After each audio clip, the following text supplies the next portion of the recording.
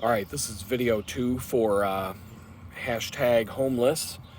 Don't really know what else to call this, and really don't even care right now. Um, yeah, I don't even know where to begin today, but I did write down a few things to talk about. But before we even get into that, if you are watching this video and you want to ask a question, you want to know something about what I'm talking about in more detail, you want to find some more information about resources or about how to survive out in the open air, if that's what it comes down to.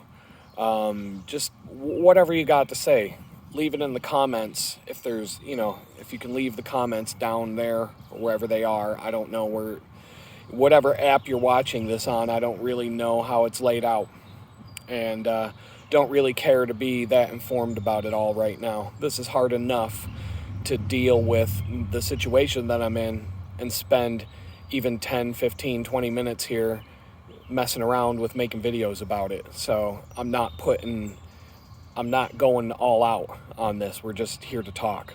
But yesterday it was really hard for me to, there's a bunch of fish splashing in the water around me really loudly. So if you just see me turn like that, that's because they're grabbing my attention. So my bad. I thought I picked a good place to do this from. Nice quiet little park here in the town that I'm wandering around. But yeah, yesterday it was really hard for me to think about doing this. I started to think to myself, is this even a good idea? I'm trying to find a job. I'm trying to put a life back together after a really traumatic, life-changing experience that is so crazy that I don't have time to talk about it in the 10 minutes that we have. I've already used up 2 of them. I may end up going over the limit a little bit. But the one thing that I do know from experience in my life is that when you're facing something scary, something that bothers you, something that makes you feel uncomfortable to do, the best way to get over that fear is to just do it. Just go out and do it, whatever it is. It's like teaching my son how to swim. Teaching my son, who was, maybe 9 years old at the time and still deathly afraid of the water. There's really no way of getting over that fear without getting in the water and swimming. Just do it. Just do it. Whatever it takes, do it. I did whatever it took to get my son in that water, got him whatever, tools and devices and goggles and nose plugs, whatever it took to get him to put his face in the water and learn how to frickin' swim. That's what I went out and did. And so, you got to take that advice yourself sometimes. Just jump in the water, start splashing around. Eventually you'll figure out how to swim. And so here we are. I'm going to talk about being homeless, at least from my experience, and see if I can give you some information that if you are suddenly found wandering the streets because of some situation that you faced or because of something that happened to you, that, crazy things can happen in life. And so the first thing I'm going to talk about is how humiliating it was and how incredibly, oh my goodness, I just don't like doing this when people are walking by. And here we are. Oh man, do I have to start this damn thing over? No, she... Morning.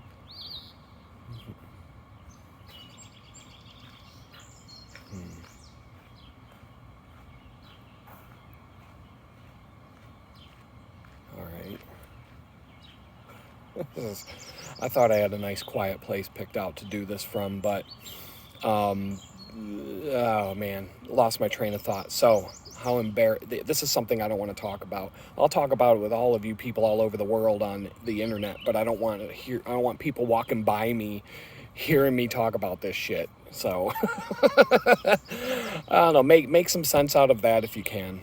So what's it like to go down to social services and apply for benefits because you your life was flipped upside down and you had no other option. Literally, I cannot rack my brain to think of any other options that I would have had in the situation I was put in this week. So, some tips on how to take care of that situation and what to expect, at least from my experience. Number one, I did have 3 or 4 days notice that I was going to be homeless at the end of the week.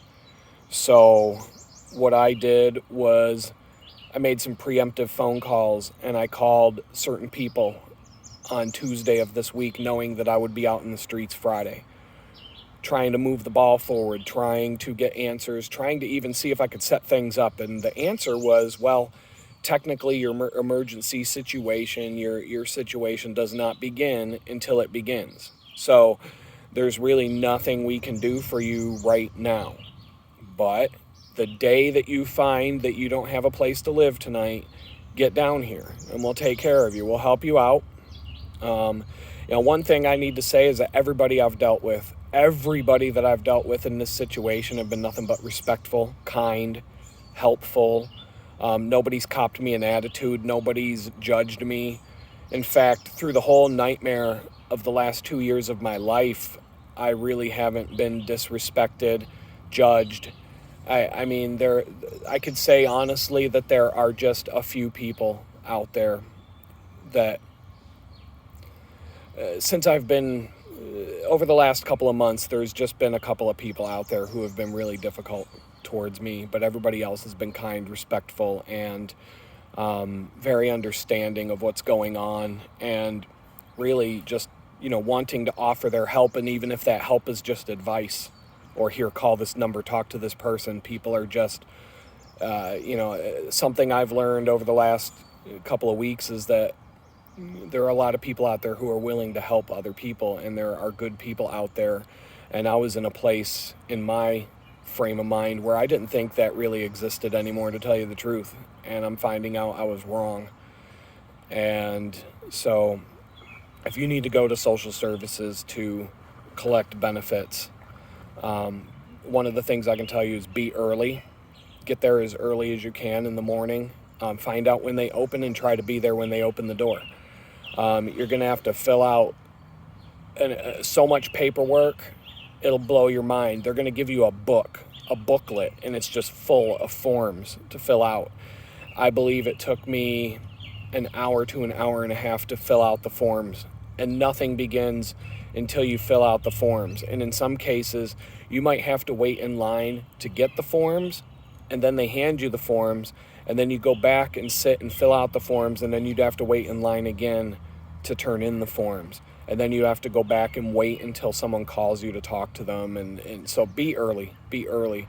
This place was open from 8:30 until 4:30 because of the fact that I had to walk 6 miles with a 60-pound backpack to get there. I didn't really arrive until it was a little bit before 10 in the morning, or right around 10 in the morning. And throughout the course of the day, I had to leave and come back a couple of times to meet with different people there. And I can say that the process overall wrapped up for me about 3 o'clock in the afternoon, and that was when I got there at 10 a.m. So be early, because the earlier you are, the better your chances are going to be for getting what you need. Have documents. Have your documentation in order. I can't stress that enough. Have your driver's license, your birth certificates, have whatever other things like a social security card, print out your bank statements, anything that can show. They're going to ask for a lot of this stuff, and I was fortunate enough to have a lot of that stuff in a special folder with me. I just knew that I was going to need this stuff. I made sure to keep it in my backpack in a special protected folder. And it turned out to be the best thing that I could have done, because it expedited the process greatly. They didn't have to tell me to leave and come back when you got your shit together. They told me, we can take care of things right now because you came prepared. So do that. Be organized. Another thing, be honest with the people. When they ask you these questions about how much money and resources you have, etc., you get caught lying about that stuff, and they can find out if you had a bank account you didn't tell them about. They can find out things, and if they find out that you're trying to scam them, that's a pretty big deal, and you're going to be in for worse problems than you had when you walked in the door. Another thing, be friendly. Be friendly with everybody there. That got me far. I was, happy, joking around. I had a good time getting to know some of these people. They were all really kind and respectful to me. Don't do anything but be the same back to them. And the reason in this situation it's going to get you somewhere is because these people get dumped on all day. People come in and treat these workers like garbage every single day, all day long. They get some real characters coming in. And at the end of the day, if you're nice to them, they're going to turn around and do the best that they can to help you, even if it means an inconvenience on their part, because they're there to help people. And they appreciate it when you come in and you're respectful to them and treat them with the same courtesy that they want to treat you with. Now, I guarantee you, not everybody at these offices is going to treat you with respect. And especially when you're in a big city, I would expect quite the opposite.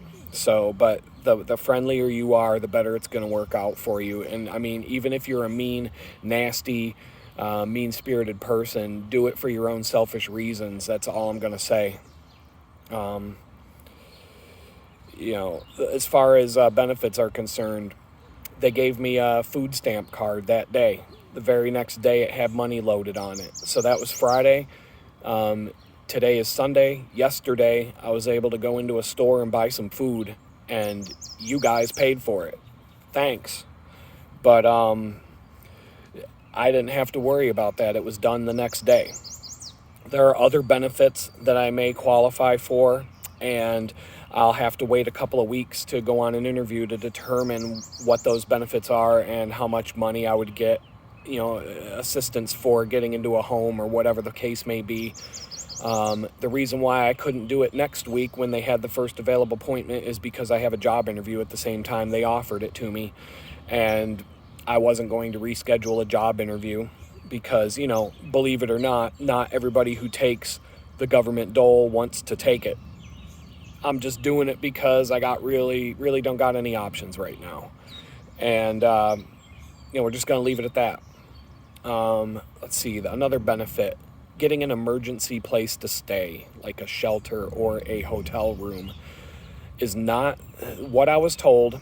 I had a few $100 to my name. Like, out of all, that's all I have. Few $100 to my name and a little bit of computer gadgets and stuff like that I'm using to look for a job. In fact, I'm on my way to a coffee shop today to sit and use their free Wi-Fi in order to get on a computer and see what I can make happen. Even though it's a Sunday, got to make hay when the sun's shining, and it's a nice sunny day outside today. So, but when it comes to an emergency shelter, what they told me is they won't do anything to help you if you can afford a hotel room. So I had a few $100 to my name, and I was told that until I have less than $100 to my name, they can't help me with that situation. It doesn't even really make a lot of sense, because even if you're paying cash at a hotel room, they're going to want $200 as a hold fee on top of the charge for the room for that night. So you're going to need at least $200 to $300 just to be able to get the room, even though they're going to give you money back after you check out, as long as there's no damage to the room or you didn't, squat for another couple of days. But that's a situation right there. So if you do have like $150 to your name and they won't help you get a hotel room, chances are you're not getting a hotel room that night, because even though they tell you you can afford it, you actually can't afford it. So they kind of get you into a catch-22 there. In my situation, there was a local shelter. It's a very nice, clean place with secure lockers for your belongings and all that kind of stuff. They took me in even in spite of this whole situation. and they're asking me to make a $50 a week donation to the shelter in exchange for having a place to stay. And I said, okay, yeah, we can do that. I got free food coming tomorrow. They're feeding us there. It's just, I got a place to take a shower. I got a bed to sleep in, and, some other benefits. Obviously, it is not an ideal situation, and there are a lot of reasons I would even rather be sleeping out in the woods. But on the other hand, there are a ton of reasons why I would rather have a roof over my head and a shower available right now, and the ability to look presentable and to kind of dance around the fact that I don't really have a home when I'm trying to go out and find a job. So we're just gonna leave it at that. And in terms of that, when it comes to like what's the shelter like, what other stuff's going on and what's it like, I'm just gonna have to leave it for another time because we're going on 16 minutes now, and this video is way too long for the 10 minutes that I wanted it to be.